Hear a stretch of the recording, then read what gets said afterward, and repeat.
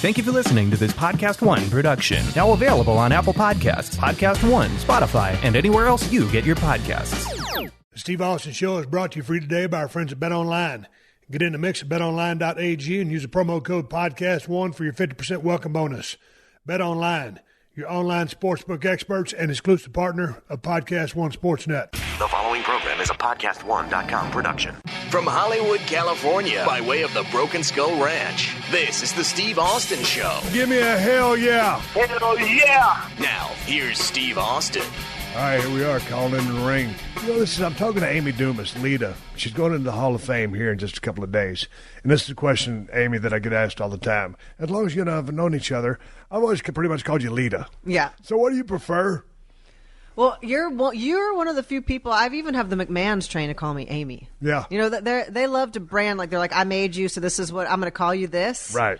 But it didn't, the name never kind of stuck with me, and it took me a minute to respond to it. So I've kind of switched everybody back over to Amy at this point. So back at Amy, so I'm going to call you Amy. But I'm talking to Lita. She's going into the Hall of Fame. Every time I roll in here and I say hi to Kevin Dunn, it's stone cold, because that's who I am to Kevin Dunn. And I love Kevin Dunn, but that's who I am. So we're here at the Hall of Fame. It's a WrestleMania 30. Can you believe, as long as you've been a wrestling fan, and you're 10 years younger than me, you're a spring chicken still, but this has been going on for 30 years. And how many WrestleManias were you a part of yourself? Jeez, I don't know. I know 17 was my first one. I was on the plane over here today with Gerald Briscoe, who's been to all 30. This is his 30th WrestleMania. You flew over today with Briscoe? Briscoe, yeah. Did y'all shoot the breeze? Yeah. And this is my PG show, okay? Did y'all hang out? And yeah, I saw him on the flight. It was my first taste, you know, as I'm being like forced back into my Lita life. And I was like, Mr. Briscoe. He says, my 30th WrestleMania. Have you always got along with him? Oh, sure. Those guys were absolutely wonderful, and you know, I don't know. I had so much fun with them back in the day when I got to toss the Stooges around. Sure. But so you come back into the mix, and now that you've gotten away with it, I mean, you're going to the Hall of Fame. What was your feeling when all of a sudden you get the phone call? Who called you, and how did you feel once you heard the news? Okay, Steph called me, but Steph called me to see if I would be interested in maybe doing something revolving around the weekend of WrestleMania 30. It was all very vague and ambiguous, which is funny because, you know, like, I just get out of this world. And I'm like, oh, yeah, this is how things work. You know exactly why you're calling me. You know exactly what information you need to get. But we need to have this conversation so that this can happen. And I'm like, oh, yeah. But in my head, I'm like, you're insulting me by not telling me, but I would be insulting you if I was like, come on, you know the deal. What are you asking me? Yeah. But no, so she inferred, and I thought it was going to maybe be having a match or something that I was like. You're kind of cringing. You know, right, yeah. Like you see the 203 numbers pop up and are like, oh no, what do they want? What do they, you know, I'm over here being chill in my own world. What do you know? And then Mark Carrano called and told me, and I was like, wow, okay, cool. Yeah, I'm into that. I was like, I was already on, my defenses were up. I was like ready to be like, yeah. But I was like, yeah, that's cool. Let's do that. It'll be fun. So, but you were excited about being in, obviously. Yeah, I was at my place in Nicaragua, and I was sitting there by myself reading a book, and, you know, got the call, and I was stoked, but I was like, I feel like I should tell somebody about this, you know, and I go and I call my mom and I tell her, because, you know, it's like, I was happy, but I was like, okay, I think this is a big deal. I don't know. And so I call her and she was like, well, that's great, hon. Well, I watered the plants and I checked your mail and everything's fine over at the house. And I was like, all right, great. Yeah. Well, I'll be on my hammock over here, just reading a book. And hey, talk about you said you're back in your Amy world, and it's kind of what I do, because I've been away way longer than you. Yeah. But people don't really understand. All of a sudden you get that phone call, and it's kind of like, okay, it's like, don't know where to crap or wind my watch. What's going on here? You know, and you know I got other things going on, and you have another life now. Right. So it's a weird, because you've been able to separate yourself from the business. Sure. You've been out long enough, and you're doing other things.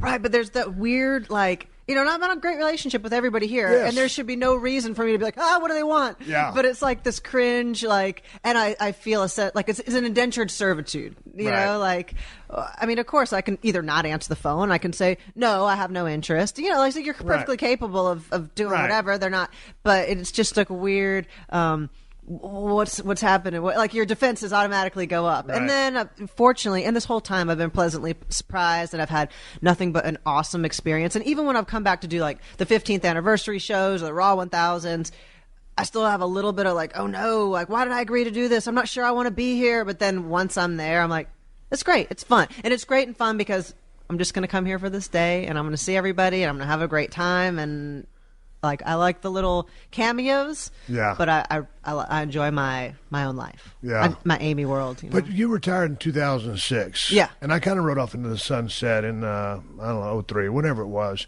It took me a long time to get the business out of my system. I wasn't ready to ride off in the sunset. I really needed to, and I did. And it took me 3 years to get the business out of my system. I drank a lot of damn liquor. I drank a lot of whiskey and vodka. And then I finally got over it. And now, when I think about the business, I have so many fond memories. And it's fun for me to come back. And today, as we speak, is Thursday. We still have the whole weekend to go. And I get a chance to see all the guys and gals and talk to everybody and experience the moment. And to be able to live vicariously through the new regime and watch them have fun. But when you left the business, why did you leave? I mean, obviously, we're going to talk about your neck injury. But what made you say, hey, Amy, it's time to get out of Dodge? Well, so for me, and I understand other people, not quite ready to leave, but it just be in time. Mine was the flip side. I felt I've done everything I can as a woman in this business, and I didn't get into it for a paycheck, but it's become a paycheck. I hear my music, and I'm like, oh, that means it's time to go out. I'm not like, wow, let's see where I can take this tonight. I want to push the envelope. It had become fairly easy to be good at my job, and while that's comforting in some ways, I knew the deal. And it's so demanding of your time and of everything about you that it's not like you can do that and do whatever else. Right. I'd missed a bunch of my friends' weddings and babies being born and just life. And I just thought, I was like, there's so many chapters in life, and this is an awesome chapter, and I love it, but I don't need to beat it into the ground. And I'd rather fall on my face on the next chapter, but have time than collect a paycheck or beat it into the ground, or collect a paycheck and not appreciate it for the awesome time that it was. And I'm like, let me get out, let me get out right before that I hate everything and hate everyone and I'm resentful towards things that I shouldn't be. Yeah. But I made a couple of bad decisions in my career. And, I was, when I got caught up in the trenches, I was running pretty hot and heavy. And I was having such a blast. But when I walked away from the company on the Brock Lesnar deal, that was a big regret of mine. Do you have anything any decisions that you made that you really regretted, or just some of the things you didn't accomplish that you may have wanted to? Man, Jericho gave me the best advice that I've never followed. Chris Jericho. Yes, Chris Jericho said, don't unless you're ready to walk out of the building, don't go and air your grievances, because they're going to still get you to do what they want you to do, and you're going to have heat. Yeah. So either draw a line in the sand and say, this is what needs to happen or I'm going to leave, or shut your mouth and do your job and skew it to how you want to, try to make it your version of what they want. But I wouldn't do that. I would go tell them I thought their idea sucked. They'd be mad at me. I'd go do it, and then I'd be mad that I did it. And I wish that I could have. I would have gotten, I think all things considered, I got pretty far because I was constantly in trouble with the office. Why? Because I would be a brat. I would be a brat about how I would go about saying things. I'd be like, I don't agree with this. I think it's wrong. As opposed to, Trish and I are really good friends, but she's about the antithesis of knowing how to, I'd laugh and I'd be like, God, I wish I could do that. I just can't. I lack whatever that is, diplomacy. Right. And it's just. Were you always like that? Yes, I'm terrible. Rebellious? Yeah, and even if I'm trying to get, a name changed on the electric bill or something, if it's not going my way, I just get bratty. I'm not like, you're a terrible human and I think you should die, but I'm just like, I'll be like, all right, I gotta go, and I'll just hang up the phone because I'm like, now I'm gonna start to be a jerk and I don't want to be, so we're just gonna end this. But I watch people, they're like, well, I understand that, and can we maybe just make an exception? I'm like, whoa, how are you doing that? I just can't do it. So, that being said, I did some things that I just wish I would have chilled out about. And that's how it rolls here on the Steve Austin Show podcast. I'm sitting here with Amy with her, what kind of dog is that, a poodle? No, she's a terrier mutt. A terrier? And so the people are knocking on the door for the turn down service. And this is one of the things, Amy, the turn down service. I can turn down my own sheets. I'm going to pull the damn things back and I'm going to crawl in there in a little bit and I'm going to go to sleep. And so now Mackenzie's all stirred up because she went to full kill mode. She was going to protect us from the person that was trying to get in here and turn down my sheets. I'm sorry I interrupted your answer. Okay, so I just think that I wish that I could have. I mean, now I have got, hindsight's 20/20, and it's. Whatever it wasn't as big of a deal as I thought it was at the time. And so much stress and being so mad that something wasn't going the way that I wanted it to. I wish that I could have just chilled out and either approached it a different way or gone, okay, this is how you're going to do it. You don't think it's great, but just go out there and have fun with it instead of going out there with a sour face because I don't agree with it and I'm reluctantly doing my job and it shows, to me at least. And I wish I would have been more mature to be able to do that.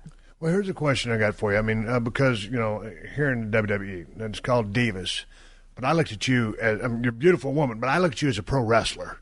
How did you look at yourself? I'd never identified with the diva, the term diva. I would even refer to the other girl. I'd be like, well, the divas. And I'm like, I'm not talking about myself. And it wasn't even a derogatory term. It was just my perception of my role. Right. I would approach things and my set of standards would not apply to, well, no, but we're just having the girls. I'm like, yeah, okay, we'll just have the girls do whatever you want. Right. Here's what I have to say about this. So as you came up, now I know you were watching WCW. You saw Rey Mysterio. Yeah. That's what intrigued you about the business, and you were ready to get in. But that being said, and we're going to get into you going to Mexico, but just as far as an influence, and maybe Ray was an influence, I know your time down in Mexico, but as far as females in the business, were there any women that were instrumental in, I know so many women paved the way, but did you draw any inspiration or any influence from any of the women before you? The one woman that I'd say, let's see, I loved Luna Vachon. Yes. And then Manami Toyota. Yeah. Was, the main woman, big in Japan, but just of somebody, once I'm into something, whether it's, classic cars or my exercise or wrestling or whatever it is, I'm just tunnel vision. So, while my Nami Toyo did not have success in the mainstream in the USA, I was digging tapes of anything I could find once I decided that I was interested in professional wrestling. She's just an awesome badass that is, one of those, if you look her up, you'll be like, holy crap. And it's from so long ago. I mean, she was doing moves that, I was the first woman in the United States to do some of the moves that you saw as a woman do. Right. But in Mexico and Japan, they were doing before. And I would always feel bad taking the credit because, radio DJs would be like, wow, you're doing these things that no one's ever done. I'm like, yeah, well, hey, thanks. Yeah. But they've been doing them in Japan and Mexico long before I was. And I saw that. And it's not like I didn't invent these things. But I was watching, I was doing some reading about you, and as again, like I was talking to you downstairs when I first saw you, and I was excited to see you. I didn't get a chance to do all my research, but you went to school in Lassiter. Is that in Georgia? Yeah. I think Glacier and Cody Rhodes were both went to Lassiter. But you're from Florida? No, I was from Florida, and then by the time I was in high school, I was in Marietta. Okay, so then you're in the Atlanta area, but then why all of a sudden you see Rey Mysterio, you get the wrestling bug, and you go to Mexico to learn? Right. I got to go to the source. But, what about the power plant? What about American wrestling? I mean, those were certainly available. You decided to haul ass to go to Mexico. Yeah. Big step. What'd your parents say? It was just, they know at that point I do what I'm going to do. You was headstrong from the get-go. They're going to give me a few words of wisdom. Right. Hey, are you sure? But you were always independent? Yeah, absolutely. Okay. I had to find out first because, I knew enough to know everything is a gimmick. You never know what's real and what's not. So I was like, are the Mexican wrestlers really from Mexico? Because I don't want to get all the way down there and then find out there's some surfer dudes from California or some gymnasts. Yeah. So I did find out that they were from Mexico before I went down to Mexico and headed down there to try to figure out. Okay, so you go down there and you don't speak the language, right? I had 3 years of high school Spanish. So no, I do not speak the language, but it was one of the only subjects in school that I found useful. And a lot of the subjects, I was like, I'm not going to use this. I can balance my checkbook. I don't need to know about this, beyond this. But Spanish, it was like, I can communicate with other people. Right. It's like Pig Latin. I can talk to my friend. We're not talking Pig Latin here.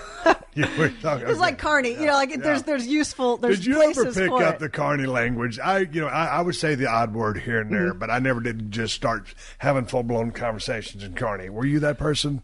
No, and I wasn't with the handshake, the light hand. God. No, it's like of their existence, and occasionally speak as a mockery of the existence, but not. But you're right. You would throw a word in there, like the gizmic or something. Yeah. So then when you go down there, so all of a sudden, what'd you do? You looked who up to go learn? I just tried to find out where the shows were taking place. I didn't was even this know. AAA, EMLL? It was CMLL, Consejo Mundial de Lucha Libre. Which was the biggest in Mexico City. We've since WWE will work their arena. So I didn't, which I did not know at the time. I didn't know where the big arena was. I just found out where that was, and literally just started hanging around until they believed me. I mean, first they just thought I was there. Here's an American chick. She's down here in Mexico. She wants to get into business. Right. And they said, you should be a beer model. And I'm like, well, I'll trade you. Do you need a beer model? I'll trade you, but I want to train to wrestle. And so they're kind of like, no, you don't want to train to wrestle. How about you do this? I was like, do you need that? I'll trade you, I'll pay. Right. But what I want to do is learn to wrestle. So how long did it take them to figure out that you're pretty damn stubborn and independent and have your mindset on what you want to do, and said, okay, we'll teach you? It was for 6 weeks I was down there the first time. Yeah. And there are 4 matches a week. So I found a judo club that I would go to. So 3 nights a week I'd do judo, and 4 nights a week I'd go to the matches. And I would just get there, boom, like first thing, I'd sit through the whole match, I'd wait till everybody left, and then I'd leave. And so they're kind of like, what's her deal? Like, she's not sleeping with anybody. She's not the beer model. Like, she just comes to the matches and says she wants to be a wrestler. Like, what is her deal? I'm like, I told you what my deal is. I want to be a wrestler. Like, and this is all I know to do is to sit here at the matches, And so finally, after 6 weeks, they, and I said, well, I'm going home. And my ticket for the first ticket was 6 weeks. I said, I'm going to go home, but I'm going to try to come back. I want to be a wrestler. I said, well, we believe you. So if you come back, we'll set you up. You can train at the school here at the CMLL school. Well, what happened? So I went home, saved up money, and I went back. How long was it? I was there for about another month. Okay, so when you get over and you start training, you'd never trained anything. Right. So you never really been in a ring. No, I'd never been in a ring. Taking some judo. Mm-hmm. Right. So how was the instruction? Because as long as you've been in the business now, it's all about bumping. It's you're going to do some forward rolls, and it's basically about just safely bumping. Right. So what was it over there? Because when I watch, sometimes I go to Mexico to film a reality television show, and I get a chance to watch a lot of Lucha Libre stuff. Mm-hmm. I'm about to ask you about the psychology because I still don't understand it. Right. But they're very technically proficient. Mm-hmm. The Mexican performers are very, very good in the ring. And so what are they preaching or teaching as far as the basics go when you start? Well, fortunately for me, it's just like the whole thing, it just worked out so fortuitously. Yes, that's what I was drawn to, but what was going to serve me better, it was an American style of wrestling. I mean, yes. So I stayed at the hotel where the foreigners were staying, which are the Canadians and Americans and Puerto Ricans. So that's who trained me. Okay. So I was trained American style in Mexico. Gotcha. So we were working left. We were, doing flat bumps. We were not rolling. Working left. Explain to people what you mean by working left. I know. So in Mexico, they work everything off of the right arm, the right side, right arm drags, right headlock, and everywhere else they work left. Right. So focusing on the left side of the body. So I was taught that way. Why is that? I've been in the business longer than you, but why is that? I don't know, but it's different. And all of a sudden you get someone who works right trying to go in there and work with someone who works left, and it's a cluster. Yeah. So anyway, you're over there, and how long were you in Mexico for? So that was another month, and basically I just learned how to bump. And I would. Now, how did you like bumping? Because some people, and obviously I saw your whole career, you got no problem with it. When you first started hitting that mat, some people are allergic to that mat, and very quickly they decide that pro wrestling is not for them. Oh, I mean, it was a shock. I was like, wow, all right, Hall of Famer here talking about shock. It was, but I knew that I was like, all right, here we go. I mean, it wasn't like a adrenaline junkie, like, oh, hit me harder, come on, I want it, but I was like, all right, they're making sure I feel it to see if I go home. I'm not finally got to step my foot in the door at the school to go home. Yes, this hurts. Yes, I'd prefer if it didn't hurt so much, but I want to be a wrestler, and this is what I'm down here for. I took pictures of my bruises because I was proud of them. Yeah. But it was kind of like it's just what had to happen to get to the next step. And so did you end up working down there for a long time? No, I just was, that next month I was down there. So it was just a crash course, just bumping. Then all those guys were going, hey, there's places a lot closer to your house that you can work, and started giving me contact numbers of places I was working with NWA and some on the indies from there once I went back. So you're going back to the indies, but then you hook up with Dory Funk. Yes. You go to the Funkin' Dojo.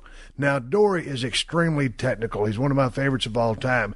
Definitely an old school guy. So you go from that environment, all of a sudden you go to Dory's school. How long were you there, and what did you learn from Dory, who is one of the greatest of all time in my opinion? Yeah, it was awesome because before we had developmental territories like the FCW or the NXT, Dory ran these guys through the ringer. And up at Titan Towers. So we'd have a group of people that weren't on TV yet. Kurt went through Dory. Test went through Dory. So they'd have a group, and he would just run them through and kind of let them know what they wanted from TV, bring them up for dark matches, and then just kind of filter them back and forth. And that was the system back then. They changed their system all the time. That wasn't their system any longer. At that time, I was already working at ECW. But we weren't making much money. And so I paid to go to Dory Funk's camp with my own money, which of course Paulie didn't like very much because he's like, why are you going to pay to go train when you're already here on TV? I was like, because I'm not keeping my lights on with what you're giving me. Right. And I'm soaking it in for the experience that it is, which is awesome, but he knows what they want where I want to be. Right. And so I went there, and it was just he had a week class set up exactly how they had it up at WWE. And it was about 8-hour days, like about 4 hours in the morning, a break, and then 4 more hours. And then at the end of the week, you had a show, just for local kids, And it was how much you could learn in 1 week there of just picking up little aha things here and there from being on the indies. So what did you pick up from Dory? I mean, was it the subtleties? I mean, was it more chain wrestling? Was it a different level of psychology? Yeah, I think it was a lot more of a big picture. And yes, subtleties. He's somebody that he'll go off on tangents and you're like, this guy doesn't know what he's talking about. What is he even talking about? And then you're like, oh, he knows exactly what he's talking about. And I get what you're saying. He just took 30 minutes to say it, but I get it, Did you, as you were coming up and starting to learn, sometimes it was, I found that some guys would try to tell me things, and then sometimes when I go back and come to an environment like this and I'll start talking to guys and I'll realize as I'm talking to them and I'll see the look in their eyes that they're not ready for what I'm telling them. And so, you can only absorb to the level of what you're ready to absorb, and one level goes on top of the other, and it's 101, and it might be a long time before you're ready for 201 and then 301. Absolutely. And it's a lot of on-the-job training, and sometimes you're going down the road and all of a sudden the light goes off. It's like, oh, geez, this is what they were talking about. This is what Dory meant when he went off on a 30-minute tangent. No, I love that, and I remember, and I've had people come up to me all the time. What do I need to do for this? What advice can you give me?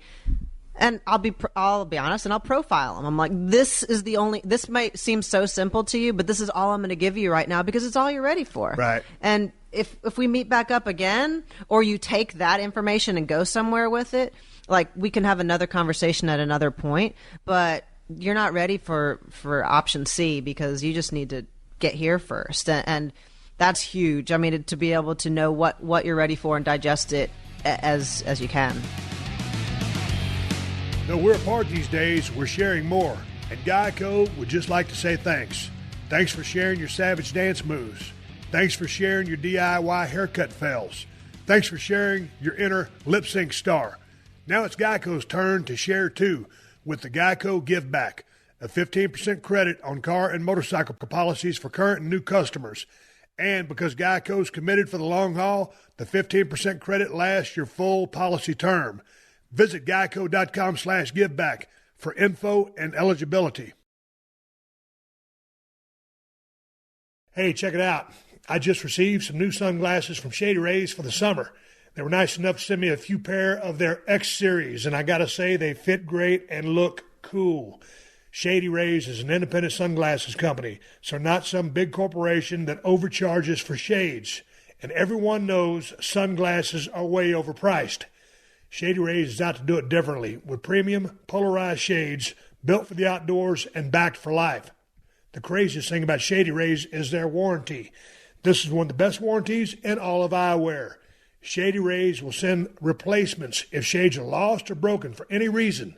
It don't matter what happens. Dropped in the ocean, lake, anything. They'll replace them. Try that with your high-priced shades and see if they'll help you. Even with that strong of a warranty, they still manage to make quality that I can tell you, holding in my hand, seems just as good as any expensive pair that I have ever worn.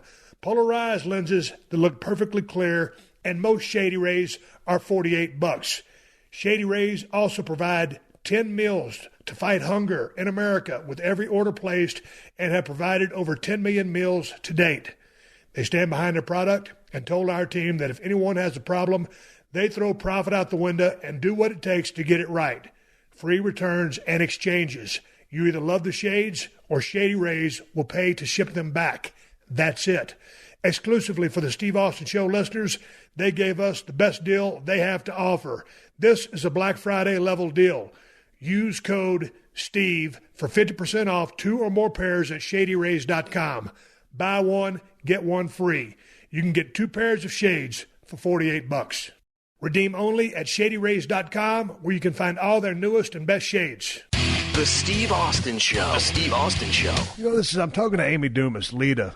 You had I don't know how to explain your style. I mean, you were no fear whatsoever and a very solid worker, but you did a lot of stuff in that one swing around thing. Remember, well, after you hurt your neck, we'll get to the neck injury, but that used to scare the hell out of me, especially after you hurt your neck. But I guess the question I'm trying to ask is, how did you come up with your style as far as what you did in the ring? And when I say stone cold, and a lot of people would say, okay, he's a beer-swilling redneck, blah, blah, blah, blah, blah. That was the definition of that character. And in your heart or in your mind, who was Lita, the person inside that 20 by 20 square? Right. I feel like my style in the ring was almost a physical manifestation of what my brain was of going down to Mexico. You can't know unless you do it. You got to just go for it. You can't overthink it, and you're never going to know unless you try. Right. You know, and that was definitely my thing. And it was funny. I watched later on, there was a few wrestlers that were so obviously influenced by me, right, that were even doing the stuff I do wrong. They were even mimicking that. And I'm like, oh my God, they have their head down. They're doing that. And I know why, but hey, if I watch my stuff back, it makes me uncomfortable, and then it's going to make me doubt what I do. I just do it. So if I try something new and I need to see how it looks, that's one thing. But as a whole, I don't like to study it, because then I'm going to be self-conscious and I'm going to feel like I look stupid, because I'm going to feel stupid, looking myself out there. But I watched some wrestlers. I'm like, oh, she's watched several Lita tapes because of even the little nuances. Okay, Monday Night Raw, the music hits, or any house show USA. The music hit, it's your music. You go to the ring.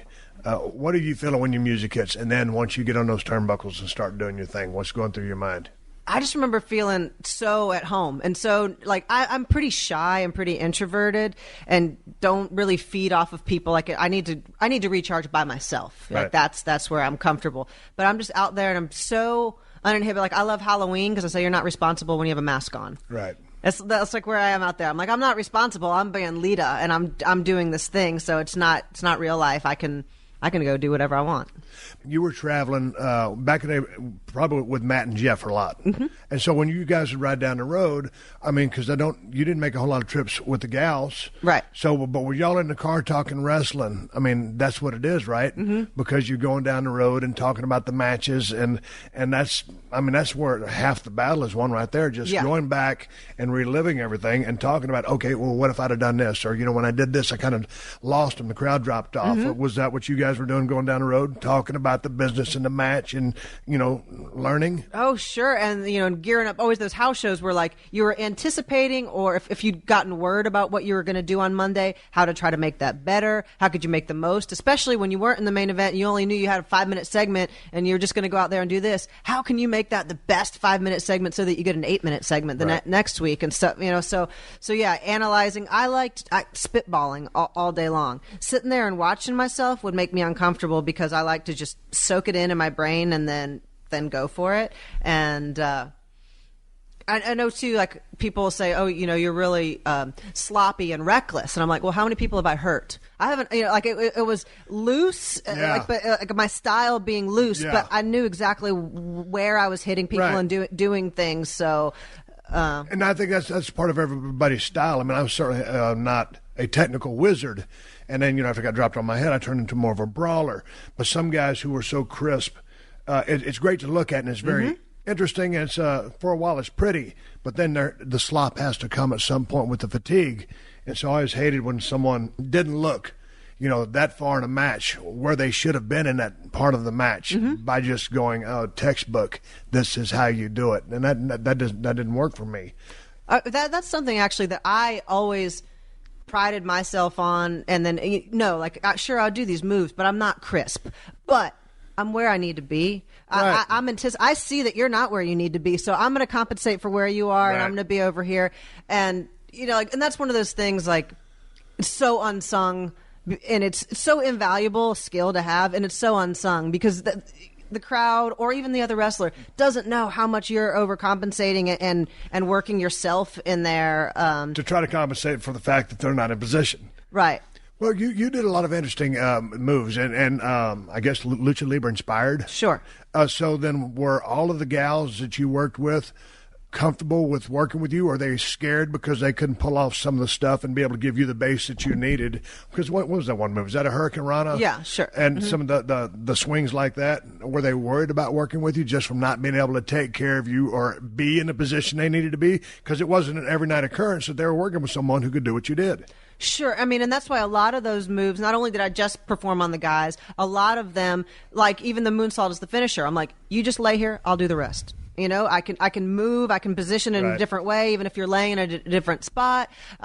Same thing, of course, I would just make sure that they knew how to do it. But I would say, all I need you to do is just do this, and we're good, Right. But and so a lot of that was, again, overcompensating just to make sure, because it's a two-way street. But I don't want them to look dumb, and I don't want to look dumb, because the whole thing looks dumb if one of us does. From a performance standpoint, when you were behind the curtains, you was about to go out, were you nervous? Was there a fear of failure? Or was that because you're a little bit of a shy person? Was that your time to perform and let it all hang out?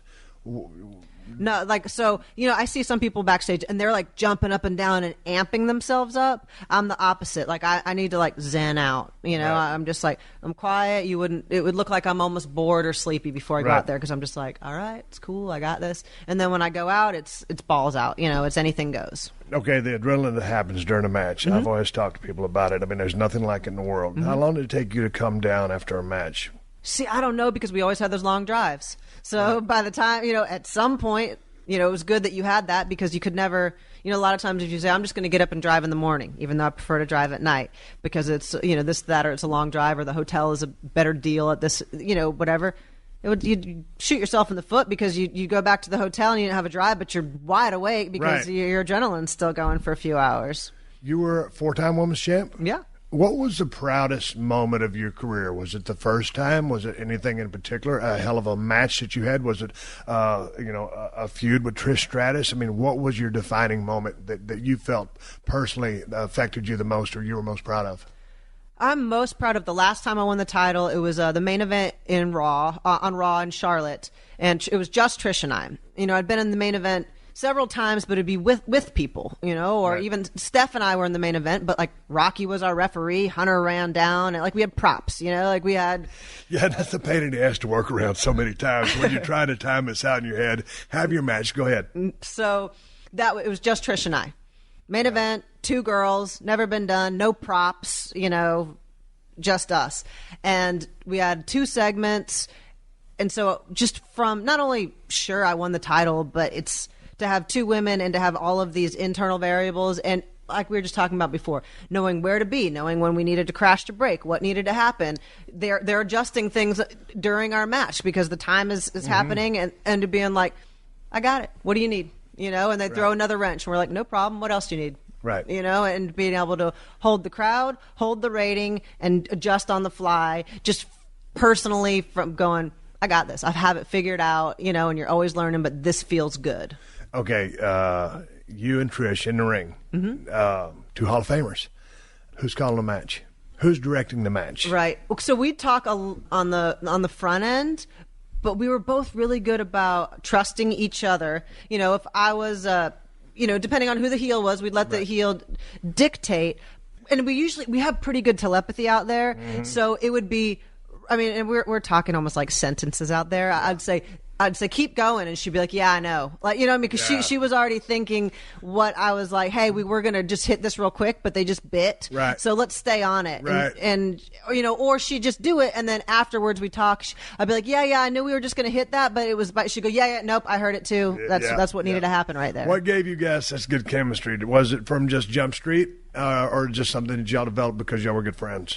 I think because we started our career within 2 months of each other at the WWE, so it left a lot of the ego out, which I feel like is what is a motivating factor that prevents people from having good chemistry. Right. Because, you know, we're on this road together, and you can't be like, well, back in my day, because we're like, it's the same day. We're here, start at the same time. Yeah. So, you know, there's nothing to really front on, and we both want to make an impact. And even if there is jealousy or ego, it's for the benefit. We both had steam on our characters at all times, so it was beneficial for both of us, which is also hard to have. That sometimes it might be beneficial for you, but not so much for the other person, and there's just going to be that a little bit of well, I don't want to help this person, right. So, you know, or whatever, right. the elements might be involved. But yeah, we started at the same time, and because we both always had steam on our character, it was always going to be a benefit for us to work together, whether it was same team, heel, whatever. The Divas division has everything's changed. Just everything moves a little bit faster than it used to, seemingly.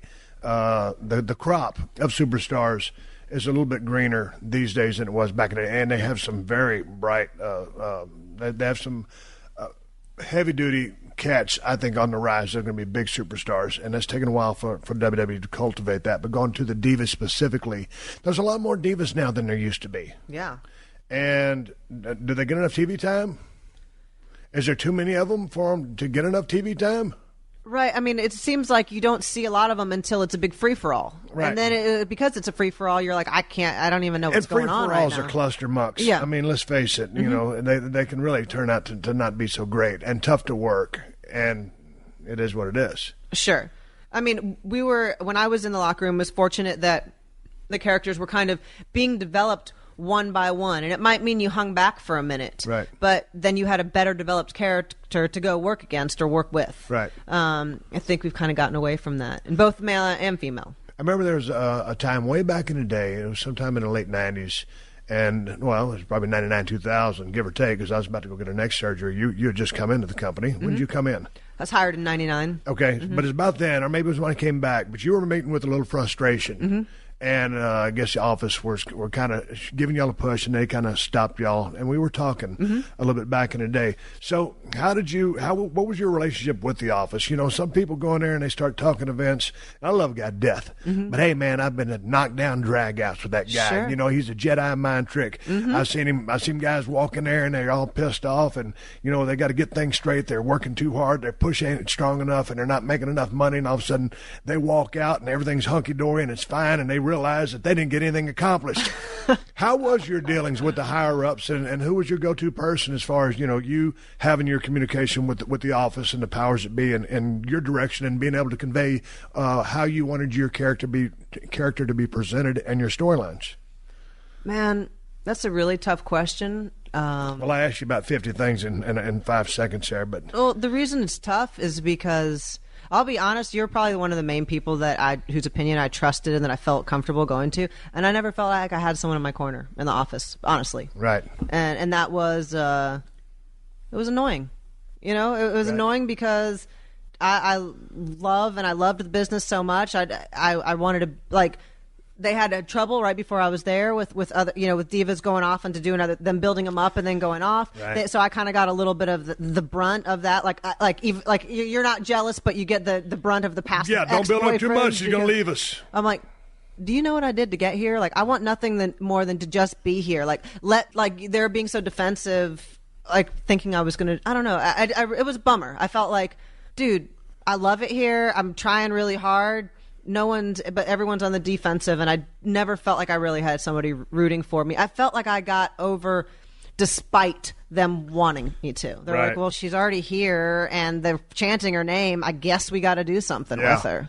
And to your point, I mean, that almost seems like that's the way it happened. I mean, I just thought y'all were such a cool act all together, and it's one of those things that you couldn't deny. It was like, okay, we got to do something. They're getting over without, a heavy duty green light, without any kind of light, really. Right. It was just a great package and great performances and an interesting look that no one was doing at the time.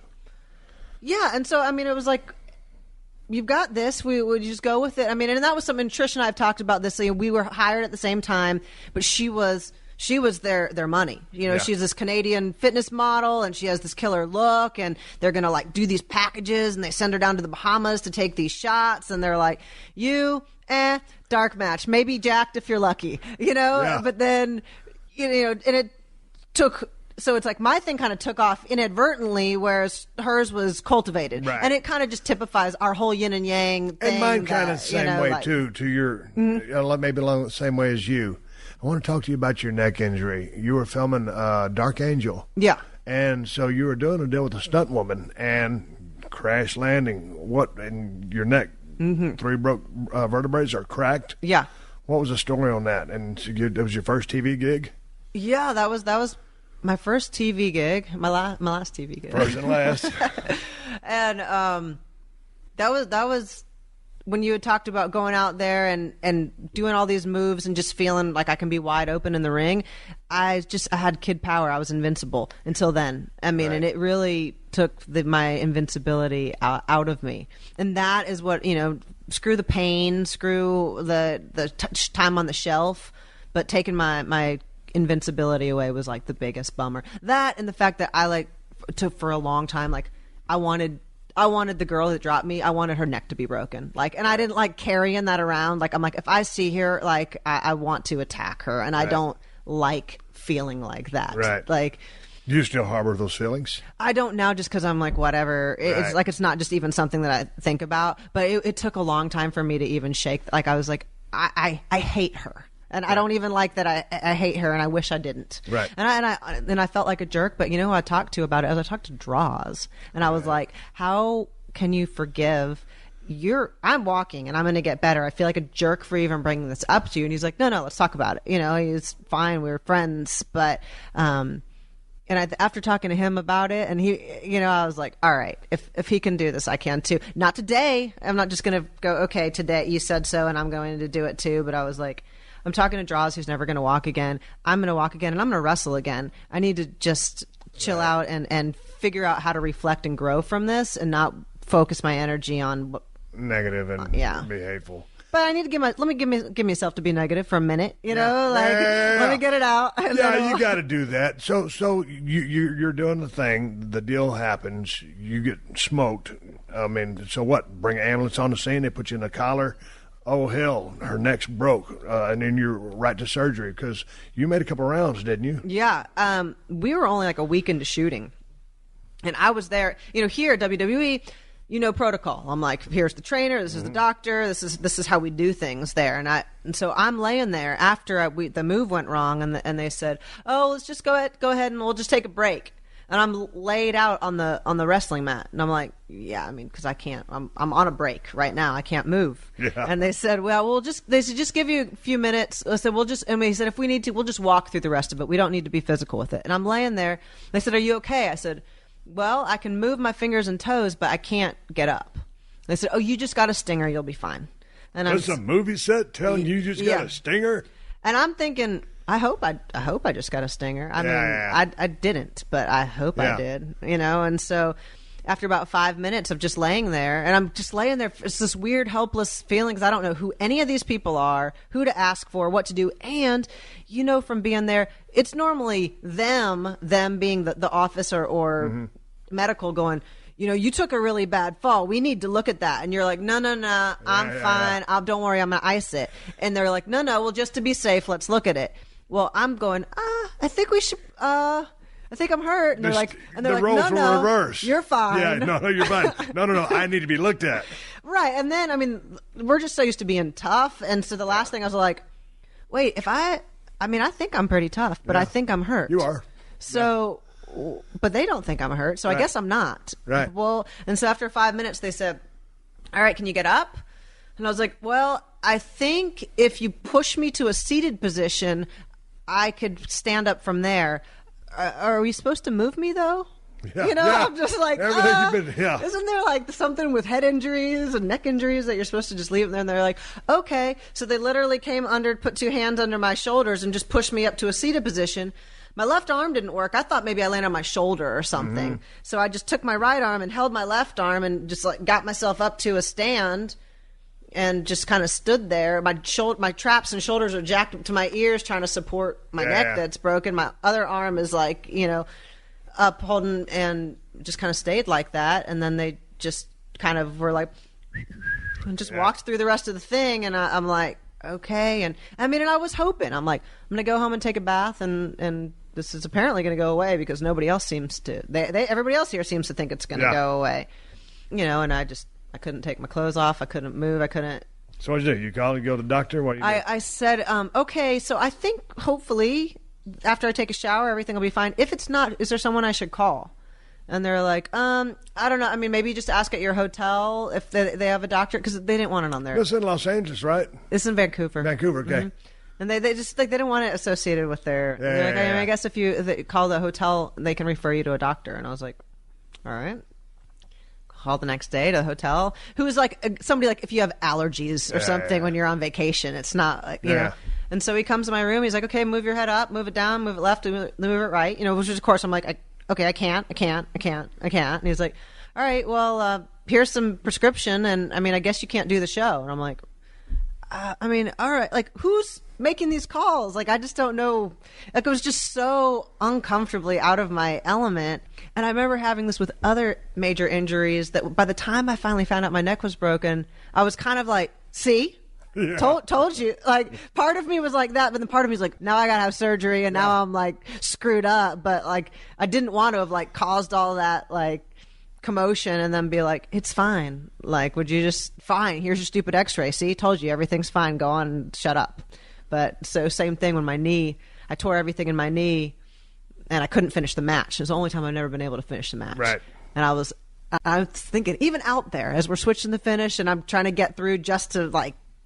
And I'm like, there better be something wrong with my knee because I don't want to cause a stink and then them be like, just a little sprain. And you're like, There is no shortage of action going on at our exclusive partner, BetOnline.ag. NASCAR is back, and BetOnline has hundreds of games, events, and sports to still get in on. You can bet on simulated NFL, NBA, and UFC, or even participate in a $10,000 Madden Bracket Challenge, a March Madness-style NFL simulation tournament you can enter for free. Visit the website or use your mobile device and join today to receive your new welcome bonus and check out all the action. BetOnline, your online sportsbook experts and exclusive partner of PodcastOne Sportsnet. Okay, but let's stick to the neck. So you get your neck fixed. What did they do to your neck? Did they fuse 3 levels, 2 levels? What did they do? 5 to 7, so just 2 levels. Okay. Took a bone out of your hip or what? Yeah, I think I was like in the last wave of the bone out of the hip. Mm-hmm.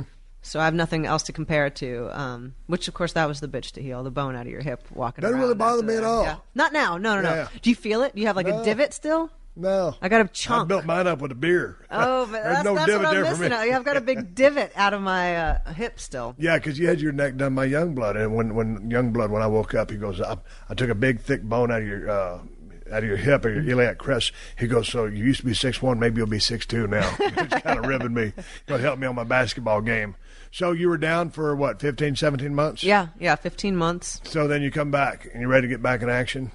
Yeah, and they'd said a year initially. And I remember coming up on a year, and I was like, I want to be ahead of the curve, but I'm not. I don't feel ready yet. And again, and you know that you want to push yourself, and I felt a little, like, lame for not being. I'm like, they say a year. I want at 11 months. I want to be back there, but I'm like, I'm not ready. But you just can't make bone grow back to bone. Yeah, ASAP. I mean, and then you've got so much muscle to build back up because I remember your limitations are such. So like, don't lift more than a jug of milk. Don't do any. So you're just like withering away. Yeah. How was that for you? I really went into a lot of depression when I went to my next stuff and just ride around. I slowly ride around my property on my four-wheeler and just cruise around. I had a cooler full of beer on the back. and it was just it was bad for me. Yeah. So how far down did you go, and then what brought you out of that? Wow, man, yeah, that was tough. I mean, because you're alone, you know. I mean, like this world, all your friends and all your people that you deal with are in that. They're out on the road doing their thing. Yeah. Yeah. And so, yeah, and you can't do anything. They're like, you know, only lift a jug of milk. You can't drive. I had to be in that hard collar for 4 months because of the broken bones. Who did you have to help you? No one. I mean, you know, Doing your thing. Yeah. So, I mean, you know, I could take care of myself, but I just couldn't do anything. Well, I know, fun, but to me, I mean, like, man, I just turned to Jello. I mean, I'd eat a lot of Mexican food, but I couldn't lift weights, and just all the muscle that I spent my whole life trying to build up left. Yeah, I really depressed. I'd eat like a box of Little Debbie's. That was my thing. Little Debbie's. Mine was Mexican food. And you know what I used to do? I would get in my pickup truck and I'd drive down the road about 40 miles, and there was in Fredericksburg there was a Sonic, and I'd get a jalapeno burger, and I ate the jalapeno burger. But you know, did they go in through the front of your neck? Yeah. Well, you know, when they were going through the front, I got this big ass neck, and they pull all that stuff to the side, so I couldn't swallow very good. So there's a couple times after I go through get my Sonic burger, I was going to be like, uh-oh. I've got, you know, a big chunk of cheeseburger lodged in my throat. Yeah, and it feels this is how I'm going to die, choking on a Sonic double cheese jalapeno burger. It was ridiculous. Yeah, Did you ever have that happen to you? I've never choked on a Sonic burger. No. Okay. Well, what did you choke on? Yeah, I can't be the only person. No, it did. It was messed up there. It's like the back of your neck was the problem, but now the front of your neck's your problem. Until it kind of like fused back, like got used to being back where it needed to get back. I just remember I felt so like wimpy and weak, and I hated as much as I hated being in that hard collar, I hated taking it off to shower, because then now I'm all like, you got old scrawny neck. Yeah, it's uncomfortable. So I mean, I just felt useless to everyone. I was sitting at home by myself, but I didn't want to go out. You know, I didn't want to go do appearances because I felt real gross and yuck, and I didn't want to. Were you still watching the business? Hard to watch. I think I didn't, you know, I'd probably have it on and then do laundry, so I had something to kind of, you know, like it's like I felt like I had to and I should watch it, and I wanted to, but it was tough. So then when you get the yellow light from Youngblood and then the green light, so then all of a sudden you're kicking the training back in, and you're ready to get back in the ring. And any doubts, skeptical of what the body can do, worried about your neck? Well, I got into a decent headspace at first. What I ended up doing was started volunteering at an animal shelter, and I gave myself hours, like as an employee, so that I had somewhere to go and somewhere to be, so that I wouldn't stay up till 6 a.m. watching TV and then sleep all day and then go eat Little Debbie's. So I did that, and that helped me, because I was like, I can't help myself and I can't do anything. I can help these, you know. It just made me feel like I was doing something. And then once I started able to work out more, it was really great, and I was like building this whole new body. And, you know, I'd have my whole day based around working out. I'd wake up and I'd do my cardio, and then I'd eat, and then I'd go do Bikram yoga, and then I'd come back, then I'd weight train at night, and then I loved it, you know, and it was so great to start feeling human. And when I came back, it was great. Like they do that annual Divas magazine, and it was in Mexico. So I did one TV, kicked out, like cleared house, and came back, shot a photo shoot in Mexico, which is, you know, where I started. So, and then I'm like, you're like phase 2, like, let's do this. I felt really great. And I was glad that I took the 15 months instead of 12, because at 12, I felt like I would have been trying to tell myself that I was ready, but I was ready at 15. And people say, oh, you didn't do the moonsault, you didn't do those things after your neck. And it was like, no, I did, and it had nothing to do with how I felt. It had to do with, you guys all know my story and know I just came back from a neck thing, so let me make it mean something, because I have that luxury to be able to make it mean something. Right. Tell me about your band. Are you still doing the band thing? Because you... how'd you get that on the plane? The Luchagors. No, man, I tell you what, I just got in here and I put this in my suitcase. I'm sitting here talking to Amy, and I always carry a pocket knife. I tell everybody on my podcast, Amy, that they should have a pocket knife. But I always work. I have a Kershaw clipper on my keychain, but I took it off so I could flash. Well, see, I got here and I was like, I have these little coffee gimmicks I'm drinking that I showed you, little Starbucks straws, because they don't have a coffee maker in this gigantic, badass hotel that they put you and I in. Separate rooms, but these rooms are gigantic, right? Yeah. But they don't have a coffee maker. So anyway, we're sitting here talking about pocket knives. So anyway, normally I carry a badass pocket knife on my pocket clip, but you can't carry a knife in the airport, so I'll put this in my bag. And I'm looking around, and I can't open the damn Starbucks straws in my hands. I said, I got to have a damn knife. And I remember I put this in my little Ziploc bag. Remember back in the day, Kevin Nash just walked in the room. I'm talking to Amy Dumas. She's going to the Hall of Fame this year, hell of a class this year. And so, I put this in my little Ziploc bag. Back in the day, everybody wants to have a badass shave kit. And that's the thing. You kind of get it. It's a present that you can get people. These days, it's a Ziploc bag. I always want to look in there and see what the hell I got going on. So, that's how I have this knife, Amy. And I'm so proud of myself because and look here, Kevin. Kevin will appreciate this because see that corkscrew? Yeah, I was impressed with because I was hurt a little. I had to take my knife off my keychain to go to the airport. Yeah. And I was like, whoa, wait, how do you have that? And I was doing the Adam Carolla show a while back, and they said that they're going to start allowing, I think knives up to 2.5 inch blades back on airplanes. And man, as much as of a knife guy as I am, the people are so damn crazy out there these days that I don't think they should allow the blades back on the plane. I carry one of those. Have you ever seen those? It's a pen. What do they call it? A tactical pen. Mm-hmm. You can use it as a weapon. It writes. I did bring I have the TSA knife, and it's like a plunger. And then it's plastic, but it's like you can get it through TSA. I brought that with me. Yeah, man. I'm never unarmed. I'm always packing something. But tell me about the luchadors real quick. So that was one of my things that I didn't want to say what if. Right. I was playing in bands before Because you played bass. Yeah. When did you start playing bass? Before I wrestled. So in high school? In college or area. So when I played in some project bands with some people, but never toured and did the full band thing. So when I retired, that was just one of my things on my list that I wanted to. I didn't want to say what if. So we did 3 U.S. tours, 3 European tours.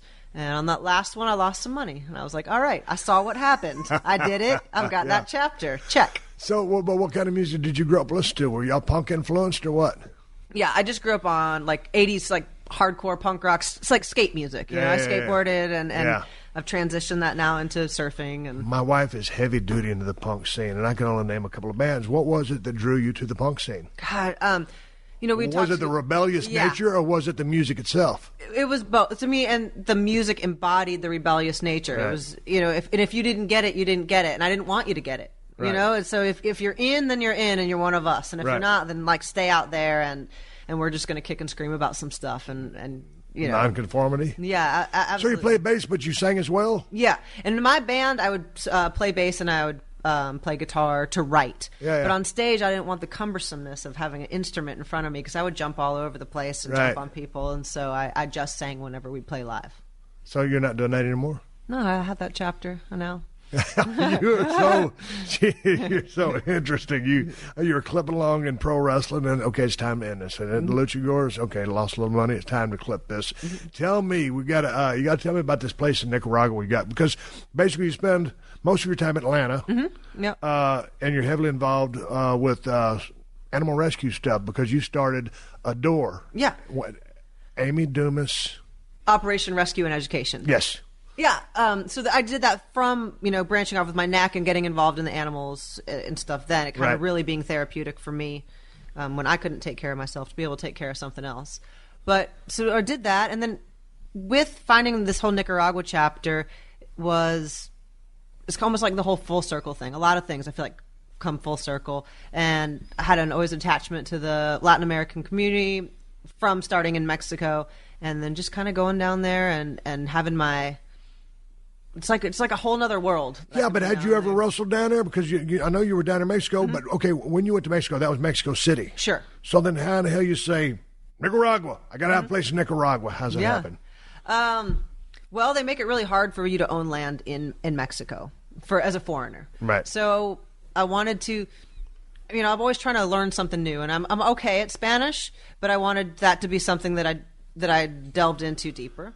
And I just thought, well, maybe if I, like the average person does, I thought maybe if I own a house down there that would be one way to go straight to the source again and keep up with my Spanish. And so now Spanish and surfing, I'll spend time and kind of learning and figuring out those things. It's just fun to learn something new always and feel like you're growing. And so then what is a typical day like? What is a typical day like for you once you go down to Nicaragua and say, we were talking earlier, you said you might go down there for a 5-month stretch. Mm-hmm. So, what's life down there? How does your day work? God, it's so great. Oh, you're going to say nothing. Wake up and surf and hang out with Mackenzie to kill a dog. Yeah. What? Tell me about getting her back and forth. It's so easy. That was one of the things I looked at before I bought a place. All I have to do is have a rabies vaccination. She's good. She can come and go. She loves it. She chases waves. I wake up, go for a run on the beach. That's our morning. Right. Come back, make some breakfast. We check the tides. We'll surf at tides, at high tide. So surf once a day. If not, they've got kettlebells in the gym down there. They've got a gym down. I'll do that. My friends own a sailboat tour, so I'll go out with them on the sailboat. And then the flip side to that is it's a really nice town. There's fancy massage and nice restaurants, but 5 miles away, or you can go and be involved in like getting running water to a village, or I've helped we'll be like an English program at the school that was just built, and so you can be involved in like as real stuff or as kind of check out and fluffy and simple and have a nice day stuff, or as real as you want to be, and I just love being a parts of both sides of that. So they just accept you. How long have you been down there now? Since 2009. Oh, so you're a regular now. But, I mean, is there like a whole lot of white people down there? There's an expat community. Stick out like a sore thumb? There's an expat community down there. But the fun thing is they get wrestling down there. But so they'll just be like, oh, yeah, Lita. Like, they're like, they know it's me, but they're just like, whatever. That's it's not like a big deal. Yeah. And so that's nice. It's cool. I mean, it's like Lita's like a nickname. Like, everyone has a nickname down there, as opposed to... If I hear that on the street, I'm just like, no. Well, they'll say Steve Williams. Hey, Mr. Williams. No, man, I really did legally change my name to Austin. That's who I am. So what do you prefer, Atlanta or Nicaragua? Don't say either one. Oh, yeah? I mean, you got to have one favorite. No. I prefer Nicaragua. Like, I see myself being down there long term as things go by. Do you think you'll segue out of Atlanta and go full-time Nicaragua? I could see basing more, because it's still really easy to get from Nicaragua to anywhere that I want to get. Right. I can get to Nicaragua quicker than I can get to LA. So I could see basing down in Nicaragua, but I just love traveling. Right. I've been doing some appearances, and I've been doing this new thing where like I'm doing an appearance in July in London. But then I booked a trip to Portugal off of my London trip, because I just, there's a surf break out there that I was like, oh, look, there's this break right here. I'm going to go do that for a week based off of this London trip. So then you think, okay, it'll be the time to ever close the chapter on Nicaragua and go somewhere else. Yeah, sure. I mean, it is such a small little town, but it's if it grows, I say, well, give me that problem, because right now I'll rent it when I'm not there, and it stays rented. So I'm like, well, if it becomes a place that's kind of advanced, then I'll move on to the next Nicaragua or whatever happens. I don't plan. Now, you're on Twitter at Amy Dumas. Yes. At Amy Dumas on Twitter, and your website is theamydumas.com. So I noticed on your website you've got a bunch of appearances coming. So how hot and heavy are you out there making the rounds? This year I thought I'd do the Hall of Fame, do appearances for like a year, and then after that I'll be 39 in a couple weeks. You're still a youngster. You got a couple years left in the tank if you want it. Yeah, well, I thought, if I get that call from Stephanie. Well, yeah, some ambiguous call. And then after a year, I'd just like to maybe be a little more scarce. And I do enjoy the cameos here, coming back and having fun. But, I don't need to be... I've run this chapter pretty good, and so do some appearances, but I kind of tag vacation, or exploration kind of things onto there, and just kind of switch gears after that. So I want to do some appearances this year, and then I want to phase that out. Now, you wrote one book or two books? I wrote one book, but then I just did some articles for a new vegan strength training book. Right. So is that going to come out? That's out. Yeah. Okay. So, but any now that you're on to the next chapter of your life, any aspirations or desires to write another book? God, have you done that? It's pretty labor intensive.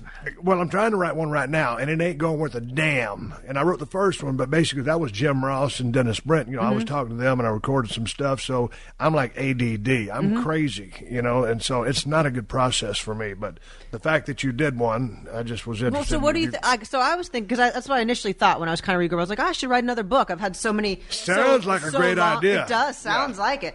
But then as I started, because that came out in like 2003 or something, I was like, so many things have happened since then. But then as I started thinking about how daunting, I was like, I don't know, it's pretty labor intensive. Yeah. I was thinking of maybe, but I did really enjoy writing my speech, and I do enjoy stuff, so I was thinking more like public speaking. I think you would be awesome at that, like where you can kind of skew it towards different audiences, and then you don't have to write it down. But you know what? You said the key thing when you were writing your speech. Now, here's the thing about writing a book. Now, if you can just start writing a book, but you don't have a hard deadline, and you can take up to a year to write that thing, if there's not a real timeline, then I could dig it. You know, trying to work on a timeline, I'm under the gun, it's crunch time, and I'm like, man, I got so much stuff going on, it's hard for me to focus. I don't multitask very well at all. I don't multitask. Man, if it wasn't my damn wife, I don't know what, you know, I drove into a cliff. So if I didn't have a timeline, I think it would more facilitate that process. But I mean, the public speaking, like, because I've even just started recently doing stuff like, but through like health and vegan fitness and stuff.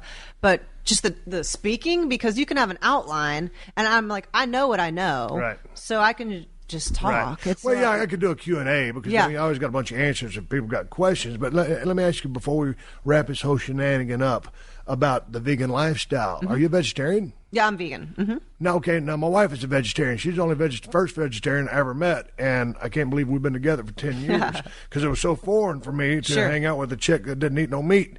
So what is the difference between vegan and vegetarian? Same thing? Well, I mean, my wife don't eat nothing with eyes. She'll eat eggs. Okay. I mean, egg whites, but that's it. Sure. And so, so some vegetarians, they drink milk. Some eat eggs. So I do nothing that comes from an animal whatsoever. So Gotcha. no milk, no eggs, cream, dairy, and that stuff too. Man, you able to get all your proteins in? I mean, you look like $1 million bucks. I mean, it's a stupid question, but I mean, obviously you're not malnourished. No, not at all. And I feel really great, and I'm lifting heavier than I was. But were you always vegan? No, When did you turn? I was vegetarian before I wrestled, and then because I didn't know how to get my protein, and when I was trying to build muscle to become a wrestler, I reluctantly stopped, and it was real hard for me because I had been vegetarian already for 10 years. So all the time when I was wrestling, I was not vegetarian, and then once I retired, you went to the dark side. I did. Look, I am your father. So then why did you stop again? Just because you didn't? Because I mean, I didn't. I just didn't want to. Okay, before. Did you notice anything? Did you get more energy? Did you lose weight? What happened? I've noticed if I'm just vegetarian, I don't really notice anything because it's there's eggs, there's milk, there's things from.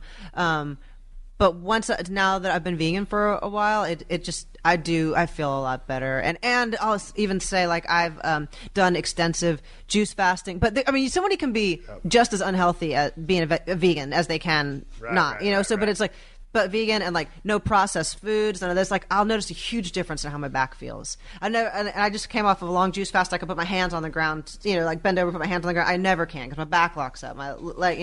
And so I do notice like legit things, not just me trying to say no. I feel great and I have more energy. I'm such a damn idiot. I bought one of those badass juicers. Kevin Nash has joined us at the table. And DDP, my illustrious buddy, Diamond Dallas Page, I could punch him right in the mouth. I love him to death. Bro, you got to start juicing. Blah, blah, blah. Then I saw that special about that guy who lost. Fat, Sick, and Nearly Dead? Yeah. So I watched that. So I got to get a juicing, man. It's the edge. So I can drop all these LBs around my waistline. So I started juicing beer. I'm kidding. So anyway, I started making all these badass things with kale and cucumbers and apples and all this stuff. But I was drinking so much of that, I got a drum from juicing too much. I mean, it's stupid. But you do that and you'd eat, right? Yeah. Right. So because then you're getting the sugar from the juice and whatever, the Sonic jalapeno burgers. If I was limber enough, I'd kick myself in the ass. Hey, so in a couple of days, you're going into the Hall of Fame. You had to go talk to the people about your Hall of Fame acceptance speech, or your speech you're going to make. How did that process go? Were they cool with everything you had to say? Yeah, it was awesome. It was funny because I had the same feeling when we recorded our album with the band. Yeah. They're your songs, they're personal. You wrote them. You're like, get off my songs. Right. We had a producer come in, and we're like, well, he can come in, but they're perfect and they're just how I want them to be, and whatever. But then they made him better, like because it's an outside person going, well, this is good, but what if? And it's just like the smallest little thing, and I felt like that was really nice with the writer because he was like, this is great. What if? You just threw a little this or that in, or did anything else happen that can kind of tie that up? Yeah. And it was nice. It's like somebody helping me. But I was, again, like we talked about at the beginning, I was like prepared to be like, nope, don't change it. I'm saying all this and more. There's nothing you can do about it. It's my time. And then they were like, no, this is great. Like what about just a couple adjustments? Now, was all of the other Hall of Fame inductees in there, or was it just the period of time where Amy Dumas goes in? It was just me. Right. So it's all about you. Hey, can you do me a favor? During your Hall of Fame acceptance speech, just drop my website, brokenskullranch.com. That's it. I'm kidding you. I'm kidding you. Hey, I've been talking to Amy Dumas. Y'all know her as Lita all around the world. She kicked ass, raised hell, had a hellacious career. She's going in the Hall of Fame. I've been wanting to talk to you for a long time. We've known each other for a long time. Yeah, I know. And we've talked here and there. And back in the days when y'all had some issues trying to get a little bit of a push. But this is the first time we ever got time to really just sit down and shoot the breeze together. Yeah, since I've probably been back over staying at your house when I'd come in for neck checkups and stuff. Yeah. So next time, maybe I'll talk to you when I'm down in Nicaragua surfing. Yeah, that's me, surfing and doing the vegan lifestyle, dropping LBs. Amy, thanks for doing the show. Yeah, all right. I'll catch you down the road. All right, to give me the go-home cue, don't forget to rate and review the Steve Austin Show on Apple Podcasts and tell your friends to check us out. If you want to reach me here on the podcast, send an email to questions@steveaustinshow.com. The best damn IPA on the planet is Broken Skull IPA at El Segundo Brewing Company. You can also get Broken Skull IPA at Whole Foods and Total Wines if you live in California. If you're not in California, check out ElSegundoBrewing.com because we might be heading your way. We are in 17 states. Go to the ElSegundoBrewing.com website, click on BS IPA, and look at the interactive map to find the location nearest you. Thank you for all your support in this badass IPA. In my opinion, it's the best IPA in America, and that's the bottom line because I said so. I'd like to say one more thank you for all the fine sponsors of the Steve Austin Show, especially BetOnline, Geico, Scott's. That's how I'm able to do this podcast for you free twice a week. Please support them because they support us. If you need more info, check out the show description to this episode for details. Folks, if you see me riding something in the woods, you can bet your ass it'll be a Kawasaki. Until next time, my name is Steve Austin, and I'll catch your ass down the road.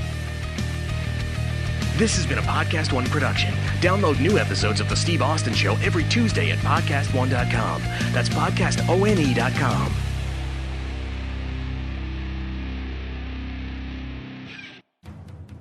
Hey, this is NFL Hall of Famer Ray Lewis.